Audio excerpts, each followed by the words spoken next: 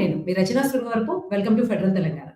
So, Iran Israel war start అయ్యి almost 75 days అయిపోయింది. First 1, 2 months అయిపోయిన తర్వాత almost it's coming to an end అని అందరూ అనుకున్నప్పటికీ, ఇప్పుడు ఇంకా డ్రాస్టిక్ ఎఫెక్ట్ చూడబోతున్నామేమో అన్న సిగ్నల్స్ మోడీ నుంచి వచ్చాయి.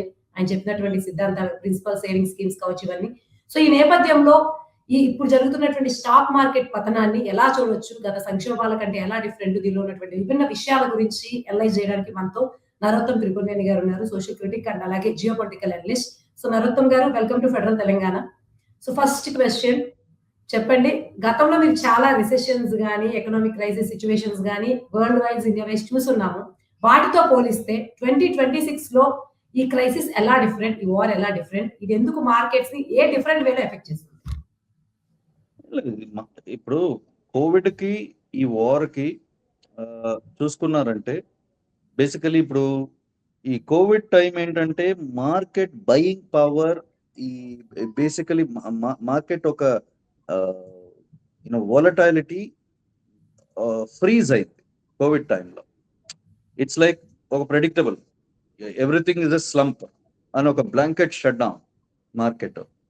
ఇప్పుడు ఏంటంటే it's not a blanket shut down, it's basically shifts, economic balances. ఇప్పుడు కంట్రీలో certain country which is more dependent on oil, it's more dependent on oil imports, అది ఎఫెక్ట్ అవుతుంది. Certain countries who are actually they are not able to sell oil effectively earlier, now they're selling more. Their markets will upscale. For example, Russian markets have upscaled. They benefited because of this crisis. They didn't have a problem. Their oil sales has gone up. అంటే expectation కి మించి పైకి వెళ్ళింది. Other markets ఇప్పుడు మన Indian market ఎందుకు crash అవుతుంది? Problem 2 reasons. One, a direct result of this war, a direct issue with the imports, oil imports, because we are highly dependent on the Strait of Hormuz. We are highly dependent on Middle Eastern countries. Okay, large chunk of our oil trade. We have diversified our oil imports. Russian oil, then again other importers, other exporters దగ్గర నుంచి మొత్తం మనం తీసుకుంటున్నాము, diversify చేసుకున్నాము because of our diplomacies and future stability కోసం చేసుకున్నాం. But that is Middle East chunk మొత్తం effect అవటం వల్ల మనకి ఇప్పుడు సడన్ క్రైసిస్ అన్నది we are able to feel it. అదొక ఆస్పెక్ట్ అవుతాయి. ఇంకొక aspect, our countries diplomatic future, future of our country's diplomacy, future of our company's financial policy, future of our country's fiscal deficit management, future of our country's future of our cash flow management. ఇవన్నీ ఇప్పుడు change అవుతున్నాయి, ఒక transition లోకి వెళ్తున్నాయి. 1991లో our country went through a similar transition, but in a different way. మన crisis నుంచి foreign direct investment మొత్తం globalisation కి మనం పట్టం కట్టాం. అప్పుడు దానివల్ల మన దేశ ఆర్థిక పరిస్థితి బాగా బెనిఫిట్ అయింది అండ్ మన గ్రోత్ ఫేస్ లోకి వెళ్ళాము. ఇప్పుడు 5th largest economy in the world in terms of GDP మన దేశం అయింది, మన దేశం రీచ్ అయింది. ఇప్పుడు ఏంటి, we cannot depend, our economy cannot rely on global diplomacies alone. ఇప్పుడు ఎక్కడో ఒక చోట వార్ జరుగుతుంటే ఆ వార్లో మనం ఆ వార్ ఎందుకు జరిగింది, ఎందుకు జరుగుతుందని కూడా మన కంట్రోల్లో లేదు. మన కంట్రోల్లో లేని దానికి మన బాధ్యత వహించాల్సి వస్తుంది. మన దేశ ఆర్థిక పరిస్థితి దెబ్బతింటుంది. సో అందుకని ఇప్పుడు ఏంటంటే ఒక స్ట్రాటజిక్ షిఫ్ట్ బ్రిక్స్ అన్న నేపథ్యంలో బ్యాక్గ్రౌండ్ లో our country is becoming more Asian centric, limiting our imports as much as possible from Western countries. ఇప్పుడు ఏషియన్ కాంటినెంట్ లోనే ఎంత పాసిబిలిటీ ఉందంటే అంత పాసిబుల్ గా సెల్ఫ్ సఫిషియెంట్ గా తయారవటాన్ని చూస్తుంది. ఆ ట్రాన్సిషన్ లోకి మన దేశం వెళ్తా.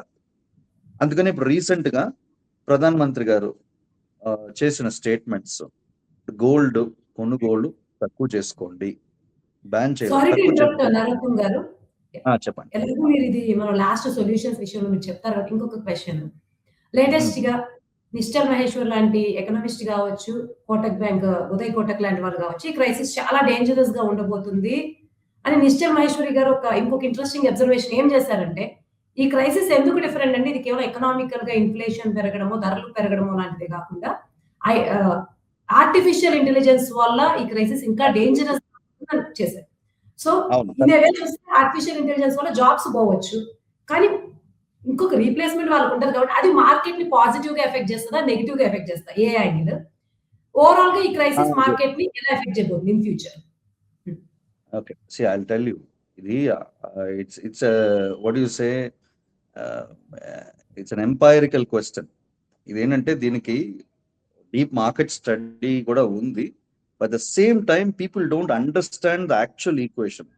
ఇప్పుడు స్టాక్ మార్కెట్స్ క్రాష్ అవుతున్నాయి అనుకోండి. Earlier for example 1999 Kargil war అనుకోండి, అప్పుడు stock markets some way it was affected. ఇప్పుడు యుఎస్ ఆఫ్ఘనిస్తాన్ వార్ అనుకోండి, అప్పుడు కూడా it was affected. But there was a difference. ఏం difference? Information use to spread through human chains. It used to spread through the entire trade. Major chunk of stock market is dependent on AI analyzations, AI analysis. They analyze headlines, they analyze the world leaders మాట్లాడే మాటలు, they analyze future expectations. ఇప్పుడు war జరుగుతుంది కాదు, war జరిగే ఆస్కారం ఉంది. ఒక దేశంలో ఇట్లా ఒక డెసిషన్స్ తీసుకుంటున్నారు, అందుకు ఈ ఆస్కారం ఉందని అల్గోరిథమ్స్ అనలైజ్ చేసేస్తాయి.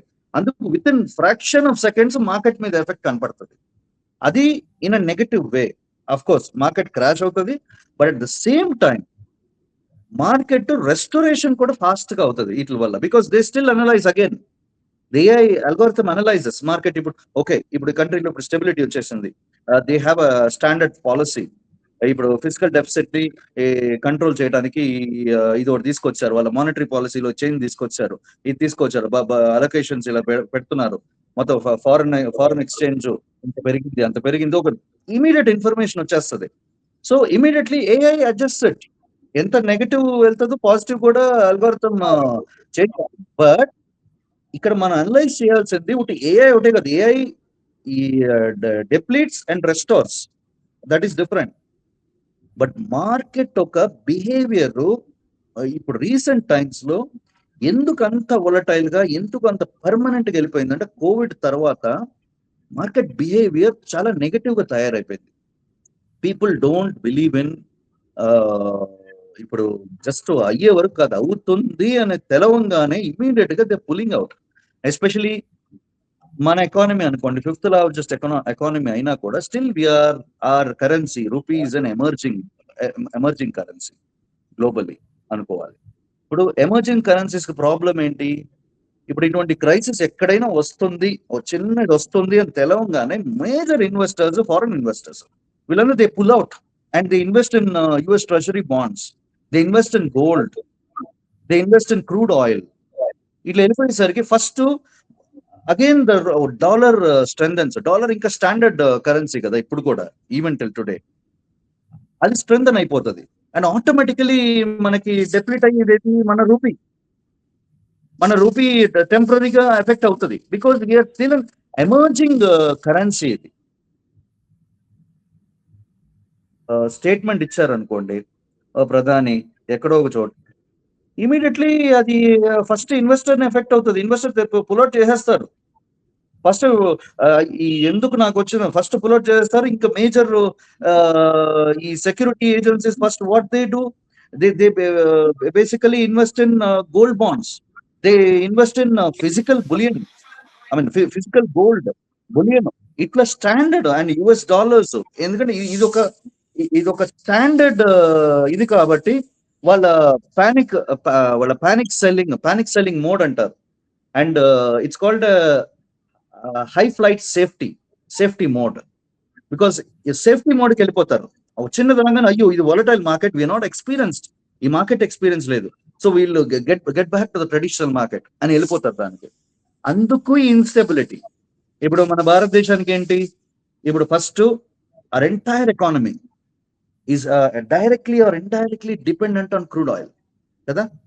ఇప్పుడు క్రూడ్ ఆయిల్ వల్ల జస్ట్ ఏదో మన ఇంకొక క్వశ్చన్ దీంట్లోనే పుల్ అవుట్ చేస్తారన్నారు, కానీ స్టాక్ మార్కెట్ యూజువల్ గా చాలా మంది చాలా ఎక్స్పీరియన్స్ వెళ్తారు.